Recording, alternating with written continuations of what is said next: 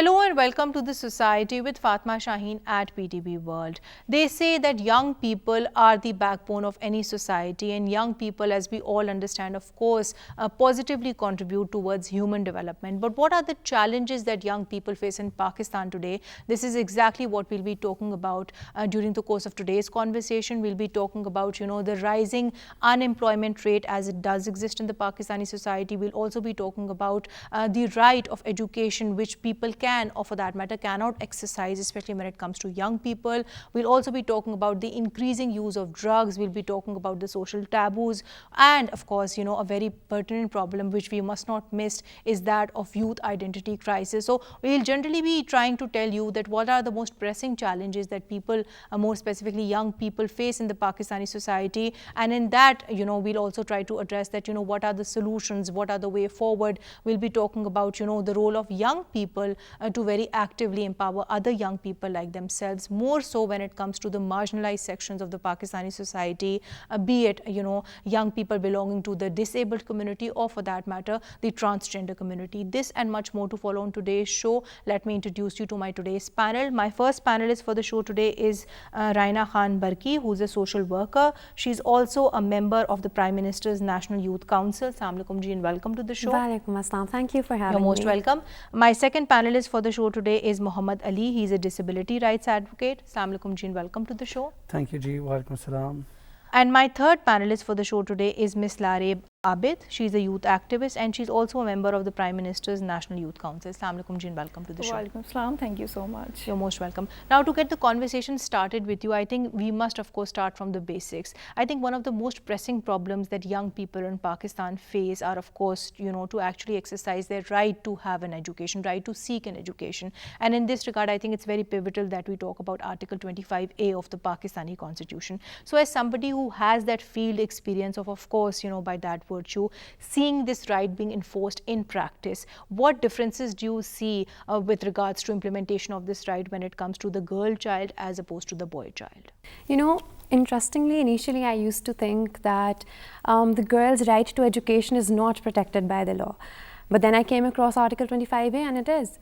Then I thought that, maybe there is a lack of access to education. We do not have quality education being provided. But when I started with the free schooling and when I actively started with the campaigns, I came to know that although there are quality schools in their areas which are running free of cost, parents aren't willing to send their daughters to school.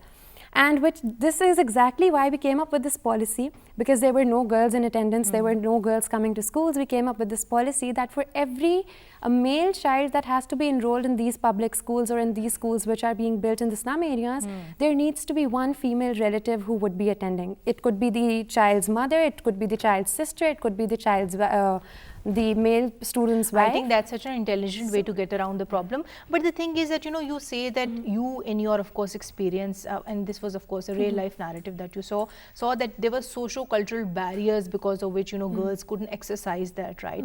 Do you feel that, things have changed now over a period of time? Because now we do see that people are seeking education more so even in the rural areas of the country. So over a period of time, if we were to compare perhaps the enrollment of young girls in schools to what it was maybe a decade ago or to what it was maybe 2 decades ago, I think that has drastically improved, and for the better, of course. Definitely, you're very right in saying so. We've come a long way, but then again, there's a long, long way to go. Right, Raina, your point is noted, on which I'll come to you, Mohammed Ali. I think we must, of course, explore this from the viewpoint of differently able persons too, because a lot of times we see that, differently abled persons in our society, they complain that, they cannot access the education system. Since you have had the benefit of, partly getting educated here in Pakistan, and of course, later onwards, we understand that you went to the US. How do you compare and contrast any, differently able person's right to seek education to what it is here in Pakistan as compared to what it is abroad?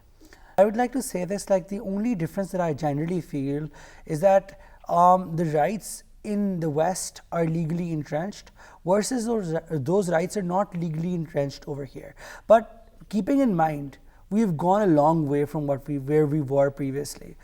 We have our first civil judge Justice Yusuf Salim, we have Ms. Saima Salim in the foreign services. On the grassroots level, the percentages have drastically changed, whereby 16.1% in the 1990s used to get education. Now it has gone up to like 62.3%, which is a huge positive for us, in my opinion. Secondarily, also in terms of higher education, I've already talked about the judiciary, the bureaucracy. Even in the private sector, we have like executives who are visually impaired, who have different disabilities. Our cricket team does so well on the international level. We have a blind hockey team that is out there as well. So although there are a set of problems that we are facing and we're trying to overcome, but I think the evolution and progression has been great within our country. And I think this is something which needs to be highlighted. More often than not, I feel that, whenever we talk about differently able persons in the society, unfortunately, we kind of attach a negative connotation to that, to their achievements, on which I'll come to you, Larib. Now, I understand that, you've been doing this amazing work with, of course, the government itself when it comes to improving the common person's access to the healthcare system in the country. So tell us that, how did you come up with making this app, which is extremely useful, more so for young women out there who want to know more about, their, several issues, be it in terms of their reproductive health, be it in terms of their other, women-specific issues. My motivation has been a lot of my friends, because they were living in the big city, they were educated, yet they were calling me again and again to connect to a doctor. I was a bit mesmerized, because you're educated, you have the access, why you're not accessing the healthcare? To which they told me that how much stigma there is for reproductive health and rights. Then I realized that why she didn't call. She said, where are the numbers? I said, okay, why you didn't Google the simple information? And she said, is it authentic? So that gave me a food for thought actually. I thought that mobile phone has been used by young people like across the country for so many days, and they keep on chatting and scrolling on the social media. So why I don't put that information in there, which is already accessing those people.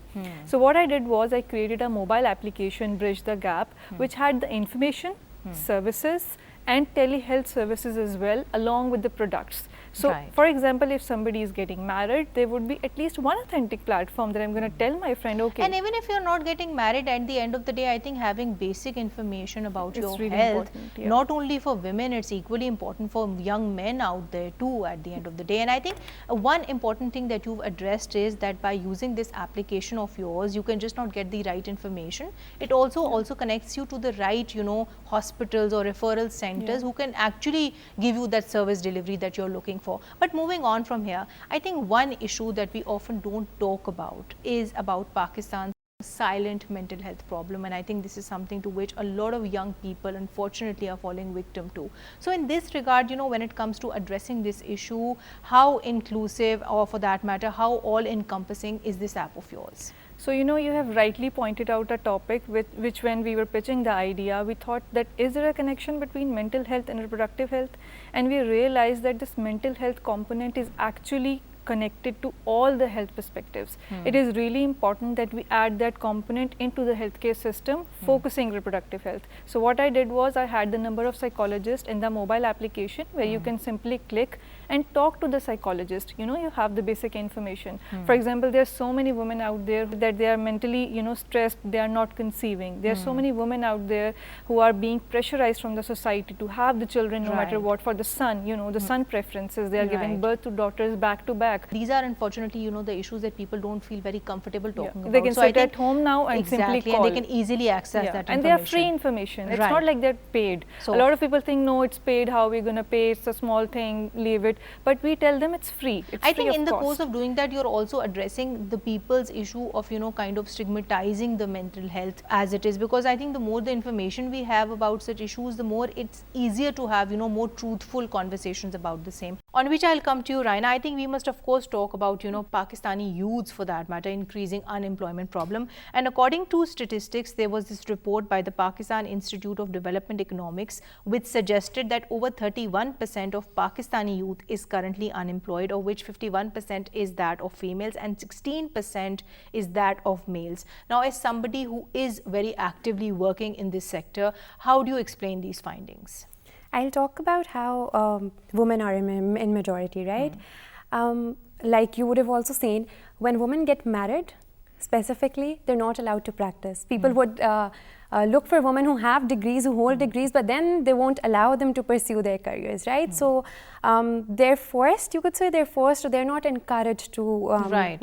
you know, I think the practice. social culture taboos and all those Definitely. expectations, those they kick in. But I think in this regard, it's also very important to talk about the fact, Raina, that, you know, when we talk about education, education is just not that academic qualification. A lot of times we see that, you know, people are very highly qualified, they have proper professional degrees, but when it comes to, you know, going out in the market and, you know, trying to seek a job at the end of the day, there is a lack somewhere. So we need to actually address that gap between, of course, seeking education, which is extremely important, and then actually having those skills which are very important for you to actually acquire a job. Definitely. In today's world, I think of a professional degree, seeing how competitive the market really is, we can't rely on our professional degrees alone, right? We need to have a skill set that's in demand by in the society, right? That's where I think vocational training comes in. That's where technological training comes in, and these are some of the skills that you can acquire. You can coming to this, you can have your own startups, you can, you know, focus on entrepreneurship. Exactly. And when you have specific skill sets which are in demand today, you can also go on and do freelancing. So these are some Right. opportunities that you can access from the comfort of your home. Right, Raina, your point is noted, on which I'll come to you, Ali. I think she's raised some very valid points on which I would want you to deliberate further. Now, when we talk about, of course, you know, ensuring financial inclusion, more so of young, you know, people, especially those who belong to, you know, the marginalized sections of the Pakistani society, be it the trans community or be it for that matter, those who are differently abled, how precisely do you feel can that be done? First and foremost, I think the picture isn't as bad as it is painted within our society at this juncture.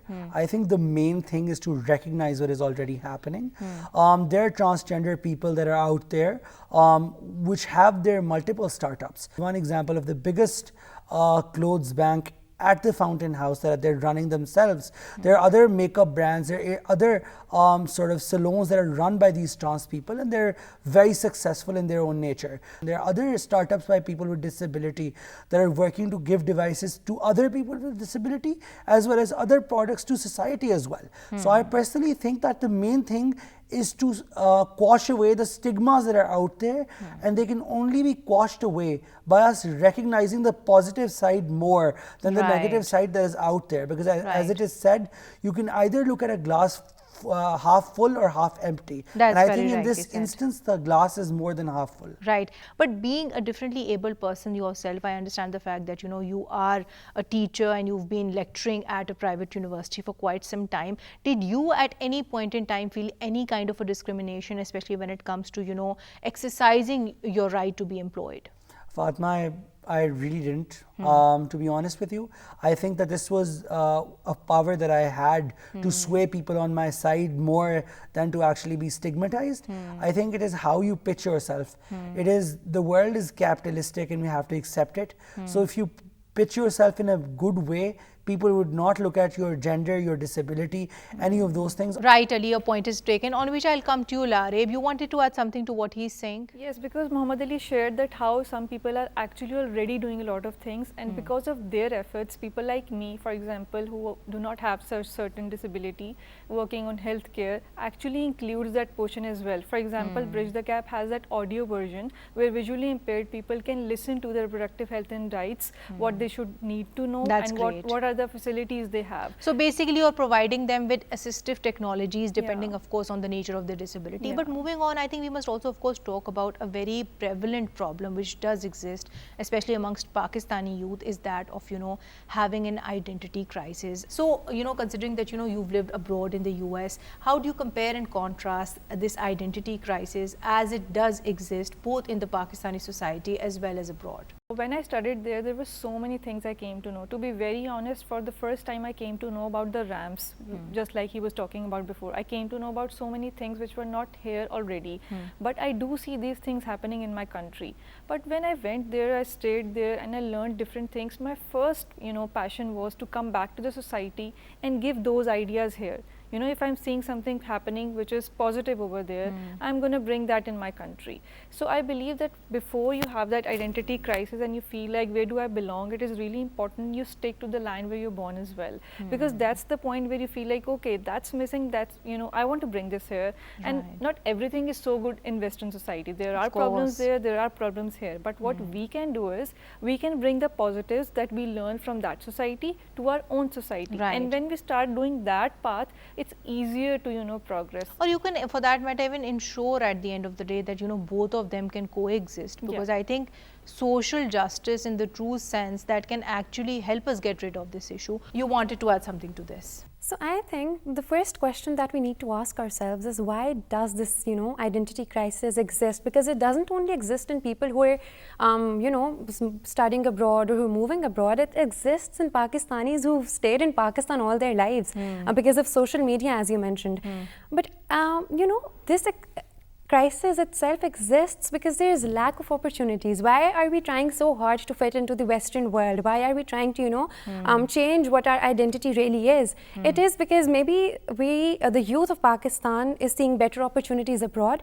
That's their mindset. Maybe they're finding better healthcare abroad. Maybe they think that, you know, if they change their identity, if they change their language, if they start speaking English, that's how they're going to, you know, get accepted into the Western world, better job opportunities, better healthcare, and all I of those think the facilities. tables turn around when you come to Pakistan. Ali, I think you would want to add something to this, because I think when in Pakistan you have a different kind of a youth identity crisis. When you're abroad, I think the narrative completely changes. There are two things. Number one, I personally would say that, like, in my own view, identity in itself innately is a very fluid sort of a thing, and I think people generally do adapt to certain things. But I think obviously there's a lot of sort of cultural differentiation that is out there. Even if you look at Pakistan in itself, as Raina pointed out very effectively, if you come from a rural area, if you move to an urban setting, you want to be like them. So obviously that sort of hierarchical difference is like the root cause behind people sort of shifting their identities. But I personally think in the 21st century, people are sticking back to they're coming back to their identities too. The pride, the importance of nationhood, all of these things are being rekindled once again. Like the example of Pakistan Student Associations holding big events over there, the Muslim student associations that are out there. These are all markers of how identity is again becoming a very important thing. And specifically like in the 21st century, like after Brexit and everything of that sort, it is understood how culture has become a very important thing once again. Right, Ali, your point is noted, on which I'll come to you, Larib. I think we must also, of course, talk about the very important role of social media, especially when it comes to youth development in Pakistan. So, as a young activist out there, what role do you feel has the social media played, especially when it comes to, you know, educating young people about their rights, but at the same time doing it in a manner which doesn't, you know, negatively or in an adverse manner erode on the fabric of the society? A lot of people say that it's a bad platform, and I always tell them that, you know, there was a time when radio was popular, and I'm pretty sure that people would have said that the usage of radio too much is bad, our children are not focusing the studies or whatsoever. Then television came in and everybody started saying bad things about that too. I always say that a platform is not bad, it's the people who are, you know, utilizing it in a certain way. So social media of course would have pros and definitely would have cons as well. But if we see the pros, there are so many pros in it, because young people now have a space which do not need a lot of financial investments. They can advertise, they can utilize, they can show their skill set, and you can show that skill set across the globe. The world has become you know, a global village. And I think social media campaigns also helped me, because you have the fun element, you have the funny things for everything, but you didn't have anything for the healthcare. I saw that you know, I can make a funny YouTube video for healthcare, how you can access it, what are the problems you're having. And we actually saw a lot of such apps coming forward in the COVID-19 time as well, where we understand the fact that, you know, there were so many apps which were there in place to actually even cater to the needs of those who were actually mentally distressed. That on which I'll come to you, Raina. I think we must also, of course, talk about, you know, this very pressing issue of increasing harassment and cyberbullying as it does exist in the Pakistani youth today. So as somebody who's very actively working in the education sector, how do you feel can this be addressed more so when it comes to, you know, addressing it from the education educational institutions' perspective? I think the educational institutions are already addressing this very problem since years, I'd say, because when I was a student, I remember these sessions took place. We were educated about cybercrime, we were educated about cyberbullying, what rights we hold, and we should also appreciate how the government itself came up with new laws, which, you know, the laws were all very encompassing. I think the definition of harassment that has been really widened up. But I think at the end of the day, the laws have always been there. There have been amendments which have been made to the laws. I think the problem lies at the end of the day in the implementation, in which of course the society has a very important role to play. How precisely do you feel can we, you know, ensure that this problem is overcome, Ali, especially from the society's perspective? Because a lot of times we see that, you know, young people, young girls, even transgenders, differently able persons, if they are harassed, if they are cyberbullied, they don't want to talk about these issues. They know that there is a law out there to help them. They know that they will get support if they talk about it, if they break the silence, yet they choose to stay quiet. Three things. Number one, I think the most important idea is the idea of stricter enforcement, and I think that can like act as a deterrence for such people to commit these actions. Number two, I think more than the state, the societies should empower such people to actually stand up for them. If you want to call the cops, dial 15. If you need help, dial rescue 1122. Or if you want to go against these particular people, take them to court. Like these initiations need to be done by these particular people. Because if an individual that is discriminated, till the day he doesn't stand up for themselves, the change or anything cannot be done by any other stakeholder, whether it be the state or whether it be other people. And this empowerment can only be done through, because narratives are always created by society. So it can only be done through societal evolution and societal discourse that can actually bring about a lot of change in this particular regard. Right, Ali, your point is noted, on which I'll come to you, Lareb. I think we must also, of course, talk about this whole issue of course, addressing, you know, cyberbullying and harassment as it does exist in the Pakistani society today, more so from the youth perspective. But I think in this regard, it's very important that we also talk about, you know, the marginalized sections of the Pakistani youth, especially those who belong to the rural areas of the country. So in their case, if we want, you know, all these things to actually be implemented in letter and spirit, the laws to be actually implemented in letter and spirit, how precisely can that be done? Just like health, with that perspective, urban youth and rural youth is equally important. I believe when it comes to harassment and their rights, it's equally important that we reach the rural youth as well. Number one point is to make them aware. They do not know where to go, how to go, is it bad, is it good, or maybe we just keep quiet so that, you know, people will not say bad about us, because that's the notion that they're having. Number two, the case studies. They should be told about the successful case studies that, okay, this person told this and nothing got hurt. You know, they weren't basically stigmatized. And I think in this regard, a very important problem again is that of drug and substance abuse. And I think there again, of course, we need to consider that bifurcation and division, which does of course exist to, you know, young people who belong to the urban cities as well as those who belong to the remote or rural areas of the country. On which I'll come to you, Raina, and to conclude today's show, I think we must of course, you know, talk about the role, rather the need for young people like yourself who are accomplished, who have made a name for themselves, to actually promote Pakistan's soft image, to promote a progressive image of the country. So in this regard, as a young person yourself who has of course come a long way, what message would you give to the young people out there? I think regardless of how successful you really are, each and every citizen of Pakistan, the youth of Pakistan, we're all cultural ambassadors of our country, right? Wherever we're going, we're representing what all is happening in our country and what all we stand for. So when I went to the States for the first time, I remember people failed to acknowledge that there was this land known as Pakistan as well. It was back in 2017, although there was social media back then as well. But then people were shocked to see that a woman could, you know, travel from Pakistan to the United States and pursue education without any barriers and whatsoever. I think I do consider myself privileged in that sense, that I did not have as many barriers to break. But then again, there is a large majority of people who do have to break those barriers to reach the positions that we are holding today. Right. And this is where I understood that, you know, it's us, the youth, who are giving Pakistan's positive image across the globe. We're the ones telling the world that we are making Of progress. course. I think young people like yourself have a very important role to play, because at the end of the day, you are setting the right precedent, which would of course motivate others to follow lead. On which I'll come to you, Ali. I think we must also of course talk about the very important responsibility which lies on people like yourself, who again, are successful, who are accomplished, but who also need to at the same time motivate other people like yourself to come forward and of course, not only fight for their rights, but at the same time, work towards a more progressive Pakistan. So what message would you give to all the young people out there, especially those who are differently abled, when it comes to actually ensuring that, they contribute positively towards the development of the country? I think the main thing that my community should do, especially the youth, is that they should not feel that they're different in any way.